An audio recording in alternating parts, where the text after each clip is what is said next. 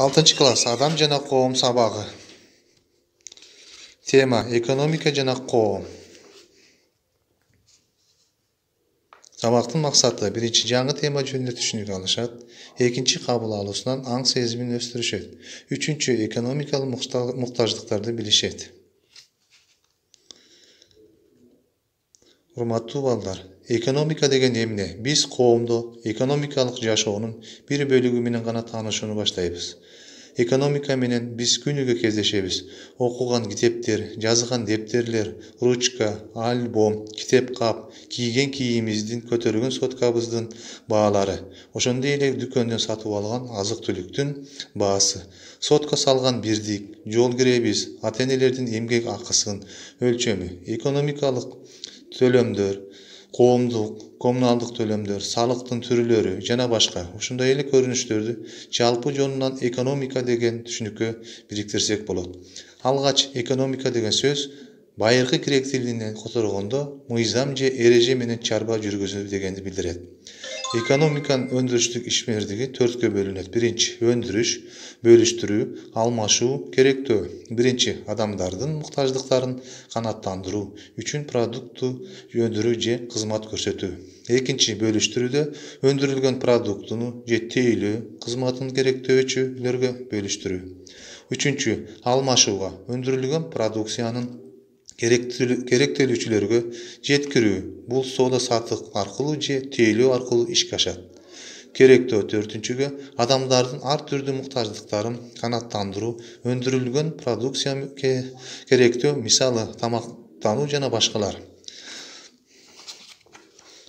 Экономиканын коомдук турмуштагы ролу: жашоодо адамдар көп нерселерге муктаж. Адам үчүн биринчи кезекте тамак аш, кийим кече, үй жай керек. Коомдун өсүшү менен адамдын муктаждыктары да тынымсыз өсүп отурат.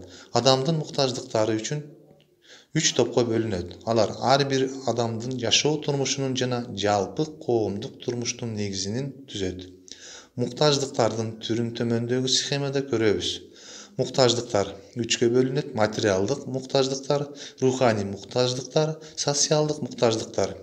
Биринчи материалдык муктаждыктарга тамак аш, кийим кече, турак жай, буларды адамдар өздөрү өндүрөт. Экинчи руханий муктаждыктарга билим алуу, китеп окуу, илим изилдөө, сүрөт тартуу, кино көрүү, театрга баруу. Үчүнчү социалдык муктаждыктарга эмгектенүү, баарлашуу, достук, сүйүү, үй бүлөдө жашоо социалдык топко 3 мүчө болот. Адамдар муктаждыктары аларды канааттандыра турган ресурстарга караганда тез өсөт. Мисалы, силер жаңы чөнтөк телефон же велосипед алгыңар келди дейли. Аларды алуу менен адамдын муктаждыктары токтобойт. Көп убакыт өтпөй, акыркы модельдеги телефон же дагы кымбатыраак велосипед алгың келет. Шаарда үй барлар кыштактан да бир үй алууну каалайт. Тескерисинче, айылдыктар шаардан да үйлүү болууну каалайт. Жөнөкөй автомашинасы барлар кымбат баалуу автомашинасын алгысы келет. Ошентип адамдардын муктаждыгы эч убакта токтобойт, өсө берет. Бекеринин кыргыз элинде адамдын өзү тойсо да көзү тойбойт деп айтылбаса керек. Адамдар токтоосуз өскөн муктаждыктарды канааттандыруу үчүн ресурстарга керек. Ресурстар чектелүү өлчөмдө болот. Канткенде адамдын муктаждыктарын ресурстар менен шейкеш келтирүүгө мүмкүн болот. Ресурстардын бөлүнүшү: табигый, материалдык, эмгек ресурсу, каржы. Табигыйга жер, суу, энергия, чийки зат, материалдыкка өндүрүш каражаттары, имараттар, техника жабдуулар. Эмгек ресурсуна күч жана акыл эмгек менен иштей турган адамдар. Каржыга өндүрүштү уюштуруу үчүн керектелүүчү акча каражаттары. Кандайдыр бир продуктун өндүрүүдө пайдалануу турган каражат ресурстар деп аталат. Алар өз кезегинде төмөндөгүдөй 4 бөлүктөн турат. Ресурстар толуктоло турган токой жаныбарлар жана өсүмдүктөр дүйнөсү жана толукталбай турган пайдалуу кендер, нефть, газ жана башка болуп бөлүнөт. Мына ушинтип балдар, бүгүнкү темабыз аягына чыкты.